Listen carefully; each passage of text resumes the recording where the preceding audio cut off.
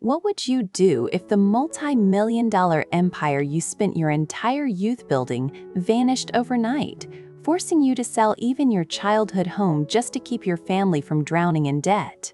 Would you break under the crushing weight of humiliation, or would you find the strength to start over from the absolute bottom? Standing barefoot in the mud of a rural farm alongside the only person who refused to leave your side? The old sedan sputtered to a halt at the edge of a rough, unpaved mountain road.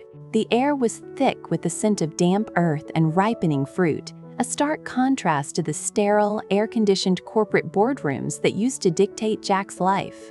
He gripped the steering wheel, his knuckles whitening as he looked out at the sprawling pineapple plantations stretching across the hillside. Next to him sat Tu Tien, her hands already clad in worn fabric gloves, her face radiating a quiet resilience that Jack felt he barely deserved. "Drop me off right here, Jack," Tu Tien said, her voice a gentle balm to his restless mind. She pointed toward the narrow trail slicing through the green ridges. "I'll go inside the plantation to harvest the fruit." The road up ahead looks incredibly treacherous for the car, and the pineapple garden is just right over there anyway. "I'll quickly gather what I can, head to the market, and then come straight home." Jack turned to her, his eyes heavy with an unspoken apology. Every time he saw her preparing for a day of intense manual labor, a sharp pang of guilt pierced his chest. Not long ago, he was a CEO capable of providing her with anything the world had to offer. Now, he was watching her walk into the blistering sun to harvest fruit just to help stabilize their household budget. "Make sure you walk carefully out there," Jack murmured, his hand reaching out to gently touch her arm. "The terrain is uneven, and the leaves can cut right through your skin if you aren't paying attention." Tu Tien smiled, a bright, unwavering flash of warmth that instantly melted the tension in his shoulders. "Don't worry about me. Just focus on your work at the construction site today. I'll harvest these honey pineapples, head down to the local market, and sell them before noon. The last batch I took sold out incredibly fast, so I'm confident today will be just as successful." "Are you heading straight to the project site right now?" "Yes, I need to check on the foundation works immediately," Jack replied, checking his watch. "The weather forecast has been unpredictable, and we can't afford any delays." "Then please drive carefully," she said, her eyes locked onto his with deep devotion. "I will return from the market early and cook a proper lunch for us. We can meet back at the house at noon." Jack stared at her for a long moment, captivated by how gracefully she had adapted to their downsized life.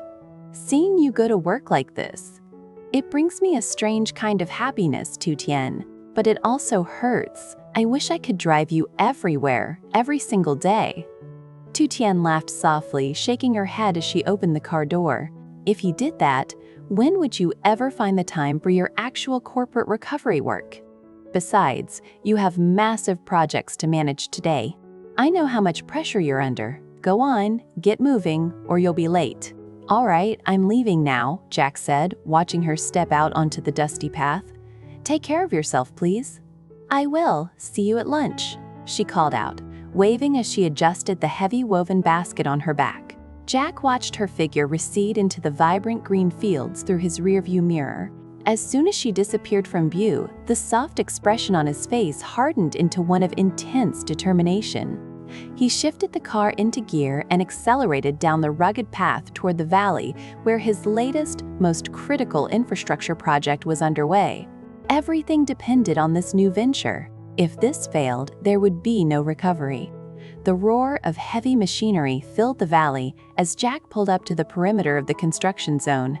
Dust swirled through the air, coating the yellow excavators and the concrete mixing trucks that lined the edge of the deep pit. This project was Jack's lifeline, a massive retaining wall designed to prevent mudslides from destroying the low-lying village below. It was a high-stakes contract, and after the devastating financial ruin his family had recently suffered, he couldn't afford a single mistake. He stepped out of the car, donning his hard hat as his site manager, Heap, hurried over with a blueprint clutched tightly under his arm. "Good morning, boss," Heap said, wiping sweat from his forehead. "Hello, Heap," Jack said, his voice dropping into his authoritative corporate tone. Let's get straight to it. How is the reinforcement work progressing? Are we on schedule? The work is moving along very smoothly, boss, Heap reported, pointing toward the massive wooden frameworks lining the excavated hillside. Right now, the team is setting up the formwork and preparing to pour the concrete for the main retaining wall. This will create a permanent barrier to hold back the shifting soil. Jack walked closer to the edge of the pit, his eyes scanning the structure with analytical precision. He noticed pools of muddy water gathering at the base of the excavation. What about the heavy downpour we had last night? Did the rainwater breach the temporary earth barriers? The stormwater rose to about 1 meter against the barrier, Heap explained, tracking Jack's gaze. Fortunately, the temporary system held up perfectly. There was no major flooding in the core foundation zone. Good, but don't get complacent, Jack warned, turning to face his manager directly. The moment the formwork is removed from the cured sections, I want you to immediately pour the backfill dirt into those gaps. Compress the soil thoroughly. We need maximum stability before the next storm system hits. Understood, boss. Just give me a little more time to coordinate the concrete trucks, and we will initiate the backfill process immediately so we can wrap up this phase, Heap replied, gesturing toward the eastern section of the site. If you could step over to this side, I can show you the structural layout. Jack followed him, his boots sinking slightly into the soft earth. The foundation layer is the absolute most critical component of this entire infrastructure, Heap. You must personally inspect the steel rebar reinforcement. Check the length, the width, and the exact thickness of the concrete pours. Every single metric must align perfectly with the engineering blueprints we submitted. We are working under severe regulatory scrutiny, and I will not tolerate any discrepancies. He paused, looking up at the gray clouds gathering over the distant mountains. The humidity was rising rapidly. Get the soil filling started this afternoon. Take advantage of the current dry spell while the sun is still out.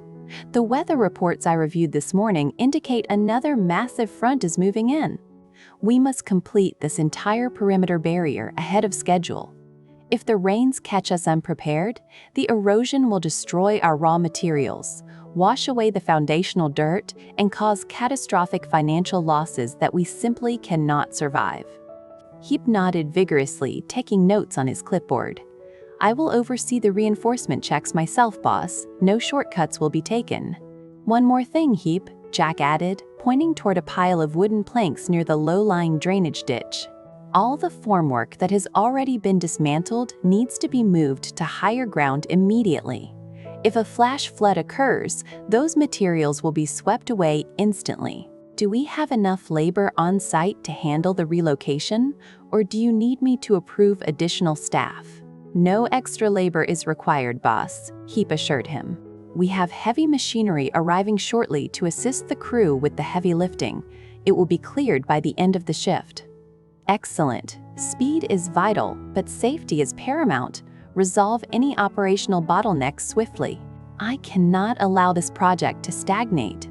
We have a strict deadline to hand over this infrastructure to the primary investors, and our reputation is entirely on the line.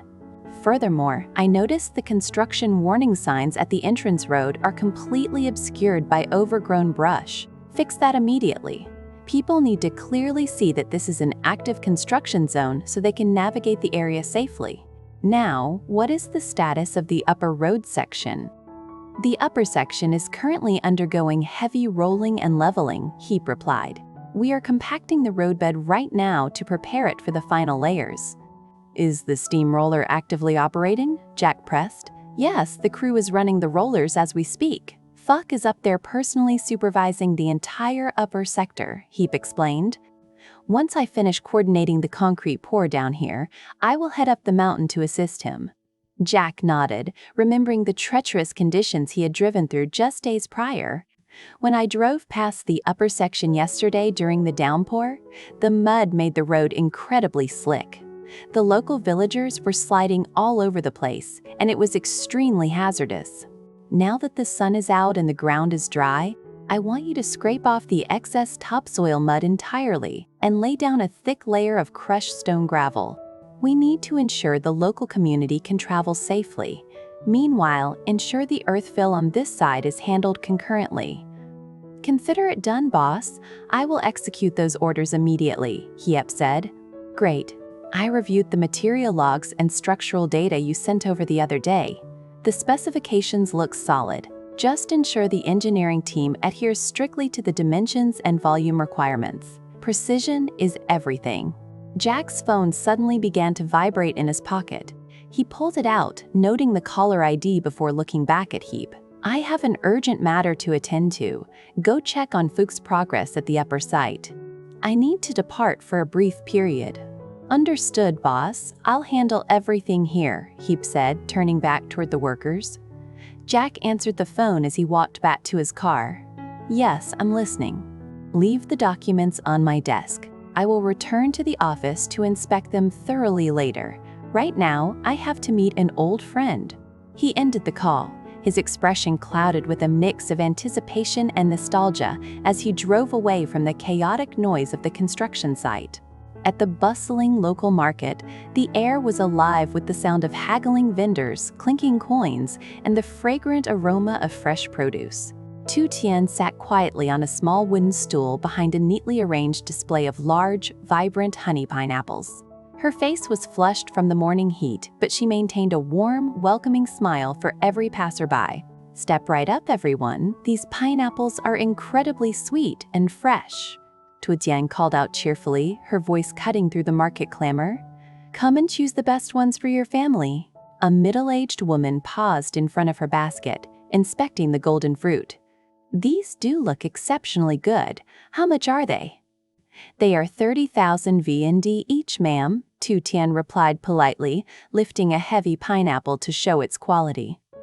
They were harvested just a few hours ago from the mountain plantation. The sugar content is perfect right now. I'll take this one, and let me grab another one as well, a regular elderly customer said, stepping up to the stall. Of course. Here is your change, sir, Tu Tien said, handed the money back with both hands as a sign of respect.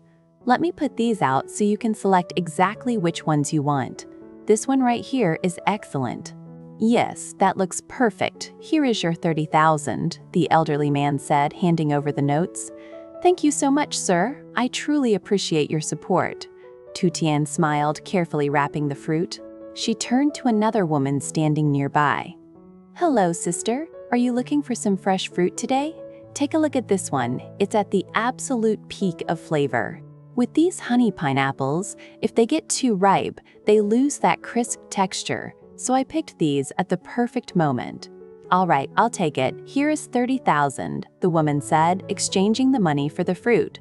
An elderly grandmother who ran a neighboring textile stall walked over, holding a large traditional umbrella. She adjusted it to cast a wide shadow directly over Tu Tien's display.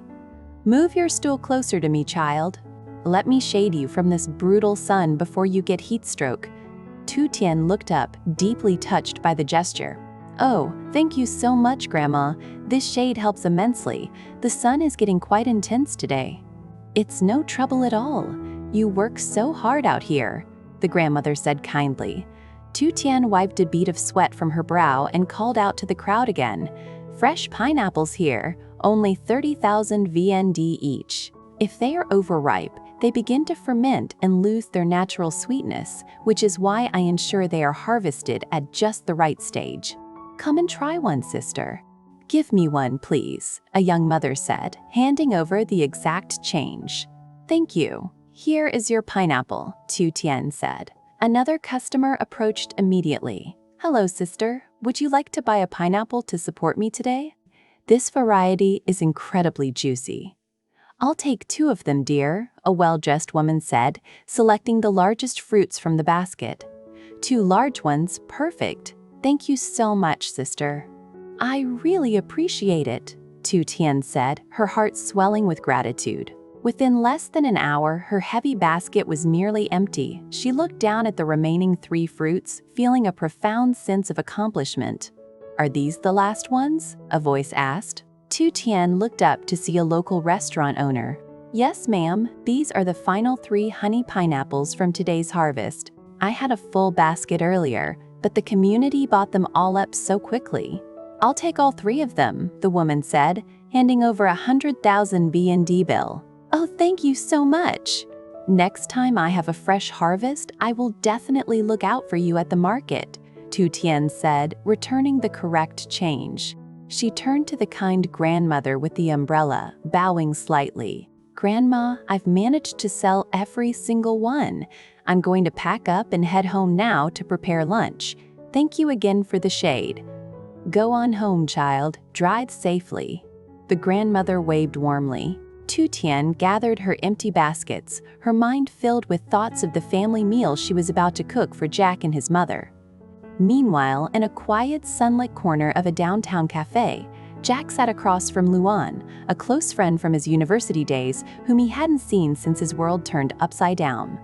The atmosphere was calm, punctuated only by the low hum of jazz music and the clinking of porcelain cups. "It has been far too long, my friend," Luan said, taking a sip of his black coffee. He studied Jack's face, noticing the faint lines of exhaustion. "You look like you've been through a war, Jack, but you also look solid. How are you holding up?"